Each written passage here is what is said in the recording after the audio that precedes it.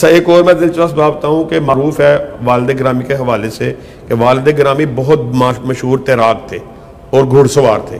जी जी। मुझे याद आया कि हम छोटे थे, जाहिर बात है, मैं 5th क्लास में भी प्रमोट हुआ था जब वालिद गिरामी का हादसा हो गया।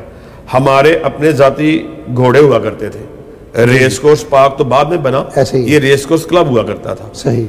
जो शौकीन थे घुड़सवारी के लोग, उनके वहाँ पे घोड़े, मुझे याद है मैं और इब्तिसाम भाई और हिशाम भाई जो मुझसे भी छोटे हुआ करते थे। अच्छा जी। हम तीनों भाई घुड़सवारी जो है वो वालिद गिरामी के साथ जाया करते थे। उस मशगले को भी मैंने एक खास हद तक जारी रखने की कोशिश की। सही। वालिद गिरामी के बाद भी हम उसको कंटिन्यू हमने किया, बल्कि मैंने फिर अपना ज़ाती घोड़ा भी कोई 10-12 साल पहले खरीदा, जारी रखा। लेकिन वो निजी मसरूफियात की वजह से, कारोबारी और जमाती मसरूफियात की वजह से उसको फिर अब मैं जारी नहीं रख सका। लेकिन एक घुड़सवारी भी एक मेरे पसंदीदा मशगलों में से मशगला रहा है। बड़ा मैं अच्छा अल्लाह के फजल से घुड़सवार हूँ। तैराकी हम स्कूल लेवल पर भी करते रहे हैं। अच्छा जी। अब्बू की तैराकी भी बड़ी मारूफ है, बल्कि अब्बू का तो एक वाक़या भी बड़ा मारूफ है कि जेलम जाते हुए ड्राइवर की आंख लग तो वो उस हादसे गाड़ी नहर में गिर गई। गाड़ी नहर में, बोल के फजल करम से वो दरियाई जेलम था। आप तैराकी करके वो बाहर आ गए, बल्कि उसका फिर उस वक़्त की गवर्नमेंट ने आपके खिलाफ मुकदमेबाजी भी करने की कोशिश की, उस बात को इस्तेमाल करने की अपने हक में कोशिश की कि वो जो ड्राइवर था उस हादसे में वो हलाक हो गया था। तो इस तरह का उन्होंने केस जो जिस तरह हुकूमतें बनाया करती हैं। हाँ जी, हाँ जी। तो अल्हम्दुलिल्लाह अबू भी बड़े अच्छे तैराक भी थे, घुड़सवार भी थे। तो उसी तरह वो विरासती तौर पर कह लें या वो हमारे अंदर भी फिर वो बात आई अल्लाह के फजल करम से।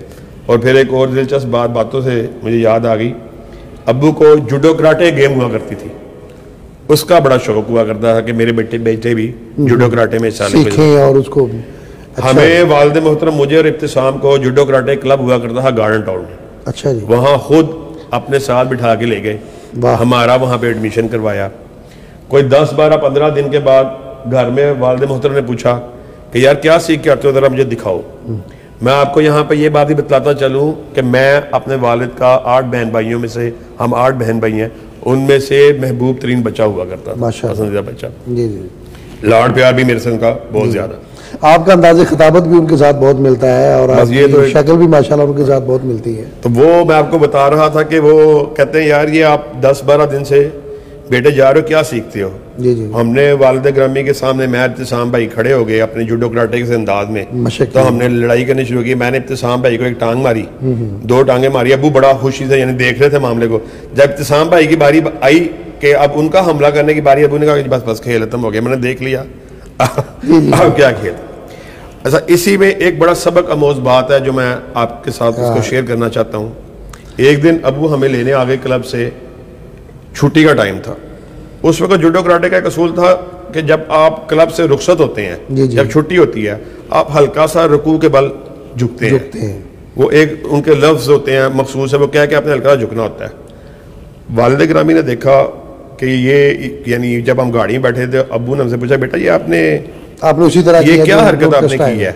हमने बताया कि ये तो हम पहले दिन से इस तरह ही, जिस तरह उन्होंने हमें सिखाया है, जो उनके इसके आदाब है खेल के, दाखिल होते वक्त भी निकलते वक्त भी हमें इस तरह करना है।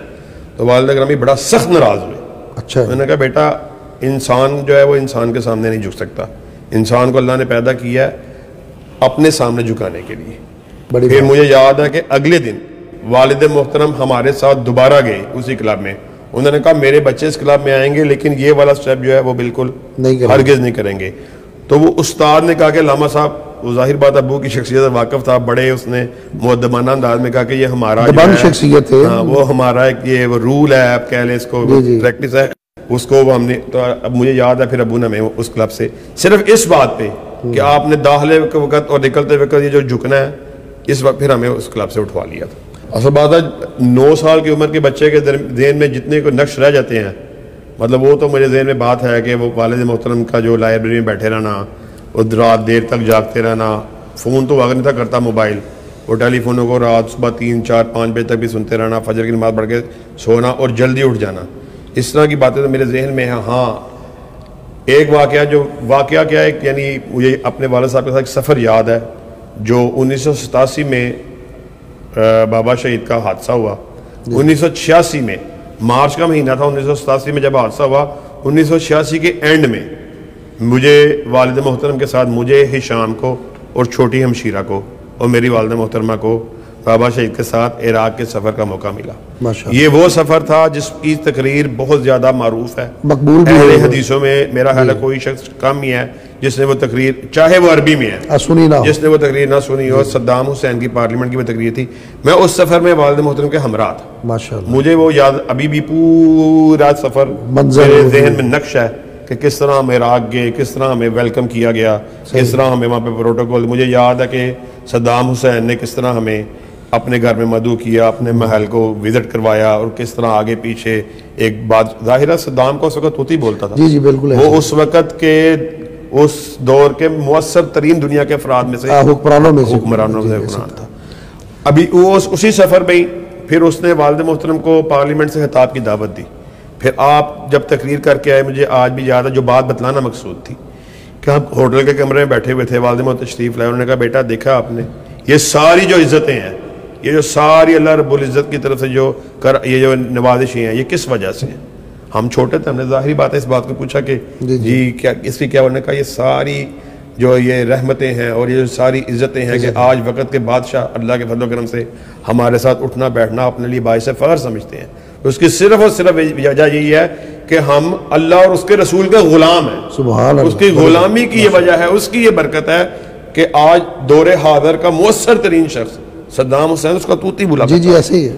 तो आज अल्लाह के फजल से अपने लिए बाइस फ़ख्र समझता है कि हमारे साथ उठे बैठे। और आज मैं पार्लियामेंट से उनके खिताब करके आया हूँ। फिर उसी सफ़र में हम बाबा शहीद के साथ इंग्लैंड भी गए, उसी सफ़र में फिर हम सऊदी अरब भी गए। ज़ियाउल हक के खिलाफ किसी ने अगर मुल्क में अगर किसी इशू पे अगर इख्तलाफ हुआ है, बबांगे दोहल और डंके की चोट के इख्तलाफ किया है, तो वो दलाइल के साथ और दलाइल के साथ सरेआम किया है, सरेआम किया है। और आज तो कोई इस बात की सोच भी नहीं सकता, तसव्वुर भी नहीं कर सकता। जी जी। आज तो अपोजिशनों का बेशुमार हम देखते हैं, एक वो झुरमट है और बेशुमार पार्टी हैं।